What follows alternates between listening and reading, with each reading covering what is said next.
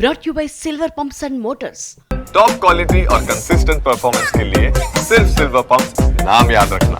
మిథున్ రెడ్డికి చెందిన భూములపై చర్యలు తప్పవు అన్నారు మంత్రి రాంప్రసాద్ రెడ్డి. పెద్దిరెడ్డి కుటుంబం ముఠా మేస్త్రిలా వ్యవహరిస్తోంది అన్నారు. జగన్ కి రాజ్ కేశ్ రెడ్డి అత్యంత సన్నిహితుడు అన్నారాయన. మదనపల్లి ఫైల్స్ పేరుతో ఒక సినిమా తీయొచ్చు అన్నారు రాంప్రసాద్ రెడ్డి. మాధవరెడ్డి అరెస్టుతో కేసు కొలిక్కొచ్చింది అన్నారు మంత్రి. రాయలసీమ ప్రాంతంలోనే ఒక ముఠా మేస్త్రిగా ఉన్న పెద్దిరెడ్డి కుటుంబం, ఆయన తనయుడు ఎవరైతే మిథున్ రెడ్డి ఇప్పుడు ఎంపీగా ఉన్నాడో వారికి సంబంధించిన అటవీ భూములైతేనేం, మఠాలకు సంబంధించిన భూములైతేనేం, ఇలాంటి భూములన్నిటినీ చట్టపరంగా చర్యలు తీసుకొని చట్టం పరిధిలోకి తీసుకొని రావడం జరిగింది. రాజ్ కసిరెడ్డి అని ఎవరైతే ఈరోజు మీడియాలో మోస్ట్ వినిపిస్తున్న పేరు ఎవరంటే జగన్మోహన్ రెడ్డి గత ముఖ్యమంత్రికి అత్యంత సన్నిహితుడు, బంధువు.